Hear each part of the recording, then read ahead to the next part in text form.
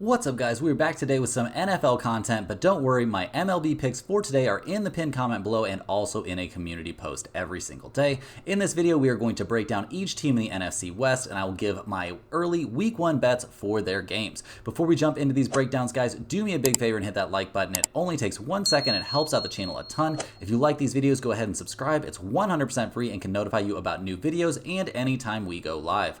Our videos are sponsored by StumpTheSpread.com. Click the link in the description to go over there and join our free email list and check out our top confidence plays on all the major sports, including NFL preseason premium content. Get in there right now, guys, to make sure you don't miss out on maximum value. Comment below with what you think about these teams or anything you see coming for this NFL season, or any questions you have about the MLB games today. We respond to every single comment, so let us know anything you want to say about my picks, these videos, or anything you see here. Now, guys, let's go ahead and hop right in. Let's take a look at the Arizona Cardinals, who come into this season under head coach Jonathan Gannon. Last year was not a great one for them, guys, going 4-13 overall. Obviously, a healthy season from Kyler Murray, who looked good last year after coming back from his torn ACL, gives this franchise reason for optimism. I mean, the Cardinals' offensive line looked great, which will be a huge help in bringing in Marvin Harrison Jr.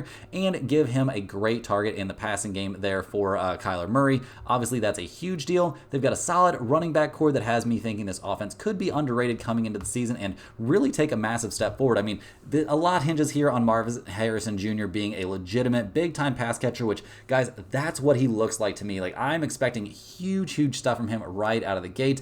Is Kyler Murray going to be, like, focused on the season? He got to spend all year last year, pretty much, not the entire year, but playing Call of Duty and hanging out and rehabbing that ACL. So hopefully he's gotten that out of his system. He is ready to focus up on football here and really get after it. He's shown electric stuff. He did look good last year at the end of the season once he got back in. So, yeah, all that stuff combined, along with a solid offensive line to kind of keep him safe and let him run more selectively, possibly. That could be very helpful as well. But generally speaking, I do think this is going to be a good offensive team. Are they going to be among the best offenses in the National Football League? That seems like a bit of a stretch to me. But, you know, I mean, if we see Marvin Harrison Jr. emerge as like a Justin Jefferson type, you know, ultra top tier wide receiver, all of a sudden this offense could look very scary. So with the offense looking like it's pointed in the right direction, we're going to take a look here over at their defense, led by Nick Rallis.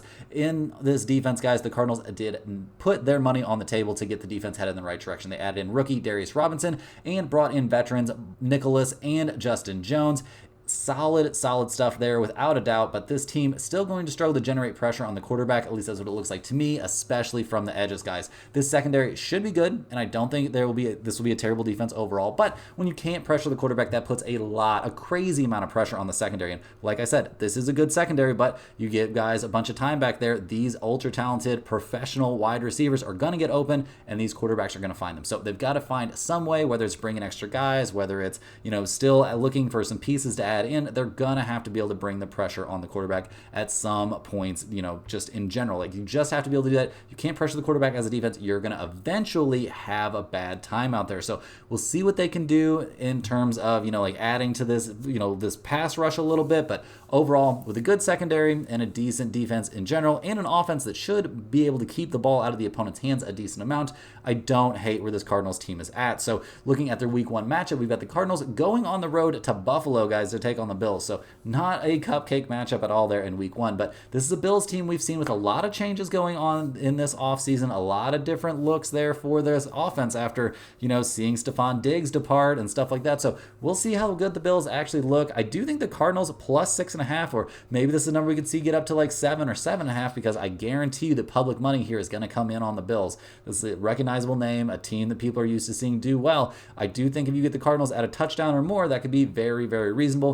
Obviously, still a lot of moving pieces, still a lot we've got to find out here headed towards, you know, the beginning of the season. But overall, I do think taking the Cardinals as an underdog here in Week 1 could be appealing. We also see an over-under of 48 in this game. That is an awful lot of points for, you know, a Cardinals offense that, you know, doesn't have a ton of weapons on it. Obviously, we wait and see what Marvin Harrison Jr. is going to look like in Week 1. But yeah, I mean, the Bills also lost some offensive pop there. So I do think under 48 could be a bit sneaky. The Bills are supposed to be a team that's committed to running the ball. ball this season. I know the Cardinals are going to be wanting to run the ball as well, so I think under 48 and taking the Cardinals as an underdog could definitely be a very, very playable spot in this game. Moving right along here, guys, we're looking at the Los Angeles Rams coming into this year. I mean, we still got Sean McVay at the head. He's having a great time out there. He managed to, navigate this team through a tumultuous year last season with lots of injuries, lots of problems. They still made it into the playoffs there with that 10-7 record, and man, they gave the Lions all they could handle in that 24-23 loss there in the wild card round. That was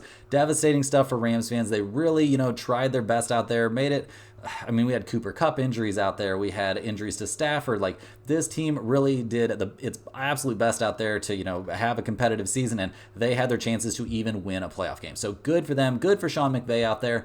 Early in the season, the injuries derailed the Rams last year, but that leaves a lot of room for optimism here in 2024. Puka Nacua is a star wide receiver, it looks like, and him alongside Cooper Kupp, a guy that I could see having a huge bounce back season. That should make life much easier for Matthew Stafford. I mean, Kyron Williams comes back as a starting running back after a very good season, and while Stafford's health is always going to be a question, guys, I think this offense looks amazing. I think it's poised for great things. I mean, I think Nacua is just going to get better. He's got another year. He's got a year of like actual professional experience here. Obviously, Cooper Kupp having a healthy offseason and coming back is going to be a big deal for him. That guy, I mean, do you guys remember what Cooper Kupp looked like? Not last year, but the year before. That was some of the craziest wide receiver work that I've seen in my whole life. And I lived through the Randy Moss, Tom Brady era. Like, there's a lot of reason to expect big things from this offense coming into this season. So pretty high on this offense.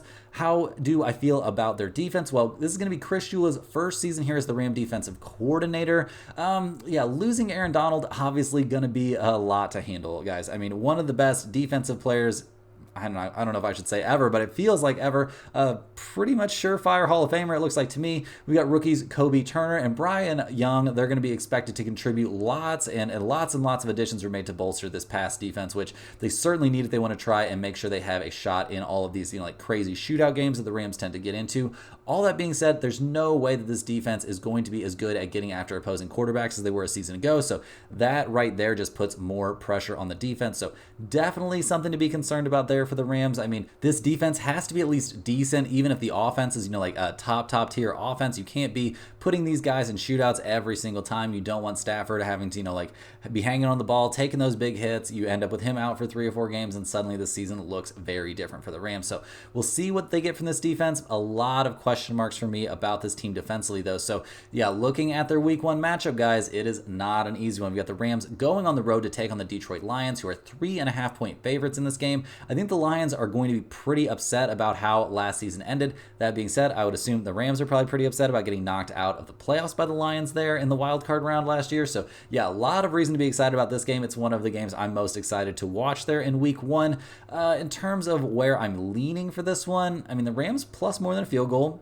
Playing on the road, though, that doesn't seem terrible. The Lions at more than a field goal, a team that's willing to go for it against a defense that, not exactly looking as good as they did a season ago, makes me lean towards the Lions minus 3.5 a little bit, but I do think this Rams offense is going to be great. And how much do we trust the Lions defense? I mean, they're not terrible, don't get me wrong. So yeah, this is going to be a close one. I do maybe tend to lean a little bit towards the Lions minus 3.5, get them winning this game by like a touchdown or something like that. But yeah, seems a bit close to me. A lot could change here on this game headed into, once we get closer to week 1. In terms of the over under, 51 points seems like an awful lot to me, but with these two offenses out there, guys, I don't think that's crazy at all. Yeah, I could see both of these teams scoring 30 in what could be an absolute shootout. So yeah, go ahead and give me a slight lean towards the over in this one in general. But guys, lots to still, to think about, lots to still determine on this game as we head there, getting closer and closer to week 1. Moving right along here, guys, we're looking at the San Francisco 49ers coming into this season under Kyle Shanahan.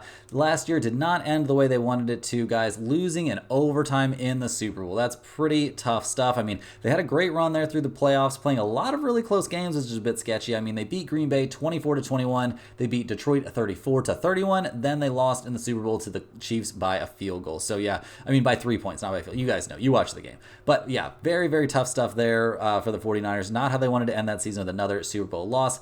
And yeah, guys, it's been a little bit of a rocky offseason here for the 49ers. Some weird stuff going on with the possibility of trading away Brandon Ayuk, which that would put an awful lot of pressure on Deebo Samuel to stay healthy and for George Kittle to get more attention there in the passing game. I mean, we saw great stuff, but I mean, Ayuk felt like the more impactful wide receiver, the more impactful pass catching option to me for the 49ers. Like, maybe I'm crazy, but I don't think I am. Like, he was bailing him out all the time. Him and Brock Purdy seemed like they worked pretty well together, and that is a very, very big deal. So yeah, a little bit concerned about where the 49ers passing game is going to be to open the season if they really do, fail to patch things up with Ayuk and end up trading him away. We'll see what they get back, but I don't think they're going to get back a Brandon Ayuk caliber wide receiver. I don't think people are really looking to let stuff like that go. So we'll see what we get here. I mean, Brock Purdy could and should be better with more experience from last season. And yeah, guys, the biggest question here for this team is going to be the health of McCaffrey. I mean, obviously Purdy is a big, big deal, and they need him to be good and need him to continue to mature and get better. And I think there's plenty of reason to expect him to do that. I mean, Kyle Shanahan, pretty much the quarterback whisperer, but guys, we are nervous about McCaffrey. We are very, very nervous. I mean, he's dealing with a calf injury right now. It's going to keep him out likely for the entire preseason, which I know that doesn't really matter. The dude's, I would say he definitely counts as a veteran at this point, but he's dealt with injuries in his career. And if he misses time, who knows? Do we expect Deebo Samuel to miss time this season? Yeah, we absolutely do. Do we think George Kittle will? Maybe not, but he's not a running back. And unless this team is capable of running the ball, that puts a lot of pressure on Brock Purdy. Can he stand? Is he the kind of guy you want throwing the ball 40 times in a game? I don't really think so. I don't think that's the Kyle Shanahan plan for this offense. So we'll see what ends up happening there. Maybe McCaffrey will get healthy again, and all of this worry will be for naught, but I'm a little bit concerned about him and a little bit concerned about this offense, especially if they end up not being able to hang on to Ayuk, which right now, guys, it's very much looking like they won't, or I would say more it's looking like this isn't a salvageable situation, so they're pretty much going to have to get rid of him. So we'll see what this offense looks like. We're also going to take a look here at the defense under Nick Sorensen. San Francisco was top 3 in scoring defense last season and went out and made some excellent additions to keep them on top of the pile, guys. Bringing in edge rusher Leonard Floyd and linebacker Devondre Campbell. Defensive tackle Malik Collins will keep them as one of the scarier defenses in the NFL. No doubt about it, guys. This defense is absolutely bonkers. Every opposing team, it's going to be a nightmare going up against the 49ers defense, guys. They are going to be even better this year than they were last year. They were very, very good last year. As long as they can stay healthy, make it through the preseason, get everybody in the spots they want to be, so on and so forth. I am just straight up expecting great things from this defense. I think, Nick Sorensen's going to do fine with them. And yeah, just continued reason for optimism here for the 49ers on the defensive side of the ball. The offense is littered with question marks, even some red flags for me, but this defense is going to keep them in every single game. So looking at their week 1 matchup, we've got the 49ers. They're playing on Monday Night Football. They've got the New York Jets, one of the most hyped up teams in the NFL, coming to visit them. We've got the 49ers at 5.5-point favorites and an over-under of 44.5 in this game. Yeah, guys, a lot of hype around the Jets. They're supposed to be so much better. I have tons of question marks about this game. I'm really not even going to be able to give you a good lean because I don't know who the 49ers are going to have available for them in this game. If this was the 49ers from last season and they were fully healthy, sure, give me the 49ers to win by a touchdown. I think they're going to mess with, Aaron Rodgers and his first time back on the field in a year and all that kind of stuff. I would definitely love the 49ers, but we don't know if they're going to be healthy. We don't know if McCaffrey is going to be all the way ready to go for this game. We don't even know if Ayuk will still be wearing a 49ers uniform. Just tons and tons of question marks. So I'm not sure if we see a very limited 49ers situation. We could end up on the Jets and the points in this game just with this. I would assume the Jets will probably be a public, dog. I think the public's going to be all over the Jets in this game. So, yeah, we'll see what happens. In terms of the over-under, I do shade maybe a little bit towards the over, but like I said, just need more information in this spot about who's actually going to be out there. So, we're going to move on here. We're going to take a look here at the Seattle Seahawks, who come into this game under new head coach Mike Macdonald. It's his first season, supposed to be one of the brightest young minds in the game, so expecting some decent stuff from him, some exciting stuff as he, takes over from Pete Carroll and tries to, bring this team back to prominence. They went 9-8 last year, above 500, so nothing too terrible out there. They did miss the playoffs, so obviously that was not the dream. The offense, guys, we've got a new first-year offensive coordinator in Ryan Grubb. Geno Smith saw something of a downturn last year and battled some injuries. There's reason to think he's going to be battling injuries this year as well. They picked up Sam Howell, so there could eventually be something of a quarterback controversy here, which Obviously, not exactly the recipe for, a happy, productive, smooth sailing offense, but we'll see if that actually happens. Right now, no reason to, be worried about that too much. Geno Smith, though, man, you go down with the injury and Howell comes in and plays well, you may not have your job waiting for you when you get back healthy. So we'll see how that all goes. I've got faith in kind of both of these guys, though, to do decent there. The wide receiver core for this team is kind of insane with DK Metcalf and Tyler Lockett, and they do have a very solid running back option in Kenneth Walker III. So overall, what do I think of this offense? I mean, I think they should be pretty freaking good. I don't know, like, if we see a terrible season from Geno Smith, I do think Sam Howell could come in and take over and probably be all right. So yeah, I'm expecting some decent stuff. Obviously, a first-year offensive coordinator can bring up some questions. We'll see. I'm positive. I'm expecting good things from the Seattle offense, at least in this season. So we'll see what we get. I think they've got the pieces to make it work. We've got first-year defensive coordinator Aiden Durd coming in here for the Seattle Seahawks. I mean, this defense was really bad last year and it did not add in much that, really makes me think they're going to be amazing all of a sudden. Bring in some rookie talent and take that out. Byron Murphy II, who could create some pressure on the edge, and first-round pick Devin Witherspoon could help in the secondary. Overall, though, do I think this is going to be a great defense all of a sudden?